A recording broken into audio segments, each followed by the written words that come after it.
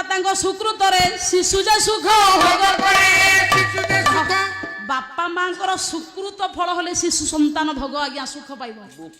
ବାପା ମା ଯଦି କୁକର୍ମରେ ନିର୍ଲିପ୍ତ ହୋଇ କଦର୍ଯ୍ୟ କର୍ମ କରିବେ, ପଣ୍ଡିତେ କୋଇଲା ଖଣିରୁ କୋଇଲା ଆସେ, ସୁନାଟା ସୁନା ଖଣିରୁ ଆସେ ଆଜ୍ଞା, ଲୁହାଟା ଲୁହା ଖଣିରୁ ଆସିବ। ଯଦି ଆଜ୍ଞା କୋଇଲା ଖଣିରୁ ଆମେ ସୁନା ଆଶା କରିବ, ମିଳିବ ମଉସା? ପଣ୍ଡିତେ ଘରର ନାରୀ ନିର୍ଲଜ୍ଜି ହେଲେ ତାର କୁଳକ୍ଷୟ ହୋଇଯାଏ। ବ୍ରାହ୍ମଣ ଦକ୍ଷିଣାରେ ଲୋଭ କଲେ ବ୍ରାହ୍ମଣଙ୍କ ଧର୍ମନାଶ ହୁଏ।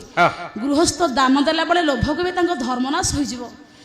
ବେଶ୍ୟା ମାନେ ଗଣିକା ପଣ୍ଡିତେ ଲଜ୍ଜା କରିବ, ତା ବେପାର ନଷ୍ଟ ହୋଇଯିବ।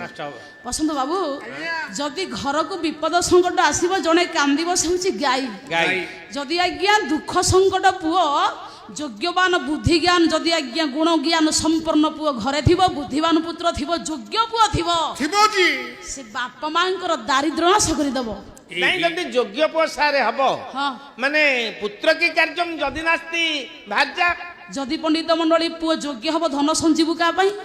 ପୁଅ ଅଯୋଗ୍ୟ ହେଲେ ଧନ ସଞ୍ଜୀବୁ କାହା ପାଇଁ? ସେଇଥିପାଇଁ ପଣ୍ଡିତ ଗୋଟେ ଯୋଗ୍ୟବାନ ପୁତ୍ର ବାପା ମାଙ୍କ ଦାରିଦ୍ର୍ୟ ନାଶ କରେ। ହେଲେ ସନ୍ଦେହ ଟିକେ ମୋଚନ କରନ୍ତୁ। କଣ ସନ୍ଦେହ ହଉଛି ଏଠି? ଯେତେବେଳେ କୃଷ୍ଣ ମହାପ୍ରଭୁ ଜନ୍ମଗ୍ରହଣ କଲେ, ଆପଣ ଏନେ ସାଙ୍ଗେ ସାଙ୍ଗେ କହିଲେ ବସୁଦେବ ଦେଖିକି ମୁଣ୍ଡିଆ ମାରିଲେ। ଭଗବାନ ଯୋଗେଶ୍ୱର କୃଷ୍ଣକୁ ଦେଖି ବସୁଦେବ ପ୍ରଣିପାତ କରି କୁତାର୍ଥଲି ବୋଲି ମୁଣ୍ଡିଆ ମାଇଲେ। ସାର୍ ଟିକେ ସନ୍ଦେହ ମୋଚନ କରନ୍ତୁ। ଦେଖି କଣ ଶଙ୍କା ଉପୁଜୁଛି ତ ମନରେ? ଆମ ଗାଁ ନଟବାରିକି ପୁଅ ବିଡଉ ହେଇଛି। ବିଡଉ ନୁହଁ, ବିଡିଓ ମଣ୍ଡଳ ଉନ୍ନୟନ ଅଧିକାରୀ। ସେ ପରା ଭୁବନେଶ୍ୱର ବାଣୀ ବିହାରରେ ଅଛି। ଭୁବନେଶ୍ୱରରେ ରହନ୍ତି। ତାପରେ ଆଚ୍ଛା, ତା ବାପା ଯୋଉ ନଟବାରିକି ଗୋଟେ ସେଲୁନ କରିଛି।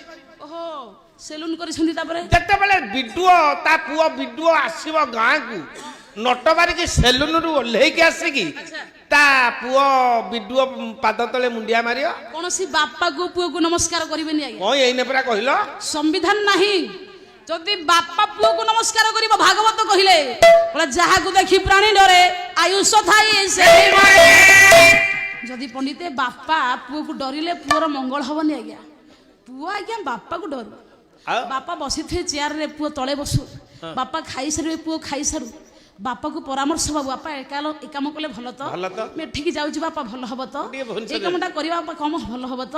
ପ୍ରତ୍ୟେକ କାର୍ଯ୍ୟରେ ବାପାଙ୍କୁ ସେ ଟାଣୁ, କିନ୍ତୁ ବାପା ପୁଅକୁ ଡରୁ ନାଇଁ। ବାପା ପୁଅକୁ ଡରିଲେ ପୁଅର ମଙ୍ଗଳ ହବନି ଆଜ୍ଞା। ପୁଅ ବାପାକୁ ଡରୁ। ମୋ ବାପା ସେଇ ଅସୁବିଧାରେ ଏନେ ପଡିଥିଲି। ମୋ ବାପା ଏ କାର୍ଯ୍ୟ କଲେ ରାଗିବେ। ମୁଁ ତ ପାଲରେ ବୁଲୁଛି, ମୋ ବଡ ପୁଅ ଇଞ୍ଜିନିୟର, ତାହେଲେ କଣ ମୋ ପୁଅକୁ ମୁଁ ମୁଣ୍ଡିଆ ମାରିବି? ନାଇଁ ଆଜ୍ଞା, ସତ କଥା ଦେଖନ୍ତୁ। ଅଲଜ୍ଜିଆ ମାତା ଦୋଷଣ, ପିତୃ ଦୋଷଣ ମୂର୍ଖତା, ଅଦାତା ବଂଶ ଦୋଷଣ, କର୍ମ ଦୋଷେ ଦରିଦ୍ରତା, ଅନଭ୍ୟାସେ ବିସଂବିଦ୍ୟା, ଅଜୀର୍ଣ୍ଣେ ଭୋଜନ ବିଷଂ, ବିଷଂ ଗୋଷ୍ଠୀ ଦରିଦ୍ରସ୍ୟ, ବୃଦ୍ଧସ୍ୟ ତରୁଣୀ ବିଷଂ। ଝିଅଟା ଖରାପ ହଉଛି, ଏଥିପାଇଁ ମା ଦାୟୀ। ମାକୁ ଦାୟୀ କରାଯିବ।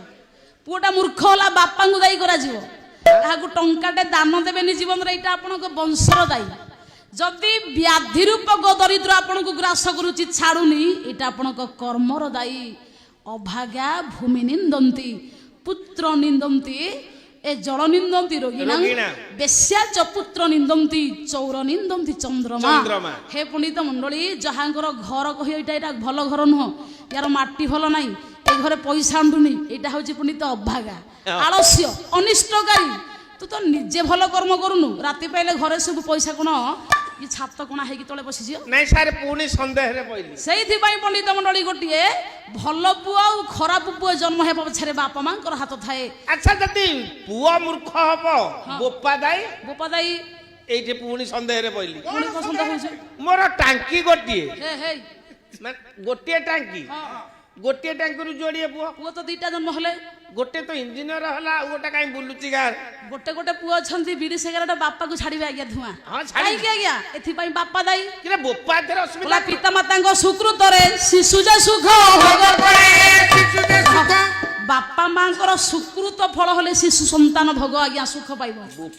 ବାପା ମା ଯଦି କୁକର୍ମରେ ନିର୍ଲିପ୍ତ ହୋଇ କଦର୍ଯ୍ୟ କର୍ମ କରିବେ, ପଣ୍ଡିତେ କୋଇଲା ଖଣିରୁ କୋଇଲା ଆସେ, ସୁନାଟା ସୁନା ଖଣିରୁ ଆସେ ଆଜ୍ଞା, ଲୁହାଟା ଲୁହା ଖଣିରୁ ଆସିବ। ଯଦି ଆଜ୍ଞା କୋଇଲା ଖଣିରୁ ଆମେ ସୁନା ଆଶା କରିବ, ମିଳିବ ମଉସା? ମିଳିବ ନାହିଁ। କାହିଁକି? ଆପଣ ମାନଙ୍କର ପଣ୍ଡିତ ଅଚ୍ୟୁତ କହିଲେ। କଣ କହିଲେ? ବୋଲେ ଦିବସ ଉଦିତ ହୋଇବ ତାରା, ପ୍ରଚଣ୍ଡ ହୋଇବ ଅବିରୋଧ।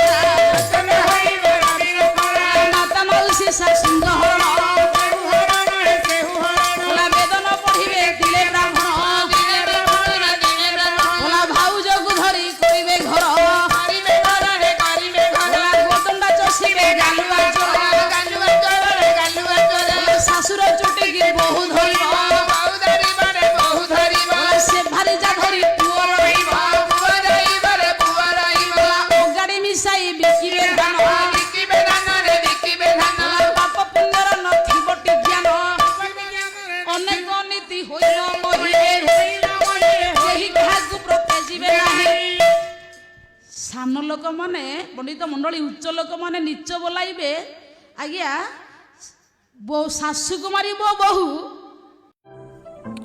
अधिक खबर पाई आम चैनल को लाइक शेयर और सब्सक्राइब करंतु।